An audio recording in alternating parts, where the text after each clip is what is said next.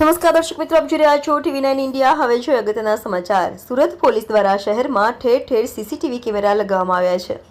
આ CCTV camera દ્વારા મોટા ગુનેગારો સહિત સામાન્ય વ્યક્તિઓની કોઈ વસ્તુઓ ગુમ થઈ ગઈ હોય અથવા ભૂલાઈ ગઈ હોય તો તેને મેળવવામાં પણ કામ આવી રહ્યા છે। ત્યારે એક દંપતી રિક્ષામાં 5 લાખના દાગીના ભરેલી બેગ ભૂલી ગયા હતા।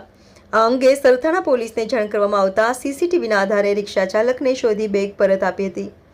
મળતી માહિતી પ્રમાણે લસકાણાના વિપુલનગરથી એક દંપતી સુરત શહેર રેલવે સ્ટેશન ખાતે રિક્ષામાં બેસીને જઈ રહ્યા હતા। તેમની સાથે એક બેગ પણ હતી જેમાં 5 લાખના દાગીના હતા। રેલવે સ્ટેશન પહોંચ્યા બાદ આ દાગીના ભરેલી બેગ રિક્ષામાં જ ભૂલાઈ ગઈ હતી। 5 લાખના દાગીના ભરેલી બેગ ન મળતા દંપતી ચિંતામાં મુકાઈ ગયું હતું। ત્યારબાદ આ અંગે સરથાણા પોલીસમાં જાણ કરવામાં આવી હતી। ચિંતામાં મુકાઈ ગયેલા દંપતીએ સરથાણા પોલીસના ઇન્સ્પેક્ટર MP ઝાલાને રજૂઆત કરી હતી। કિંમતી દાગીના ભરેલી બેગ હોવાથી સરથાણા પોલીસ દ્વારા તાત્કાલિક સીસીટીવીના આધારે તપાસ હાથ ધરી હતી।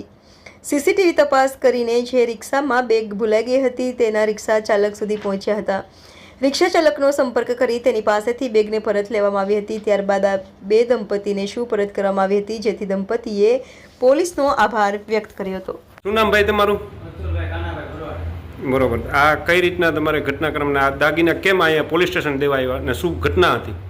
ચલો આ બેન ભૂલી ગયા હતા ગાડીમાં, એટલે મેં જોયું થેલામાં, એટલે કે મેં કીધું કે કાર્ડ બાર્ડ હોય તો મેં કીધું જો પછી આમાં જોયું મેં થેલો પોલીસ ઘરાણા હતા, હું સીધો બેન પોલીસ સ્ટેશન આવ્યો। બરોબર, ખૂબ સરસ।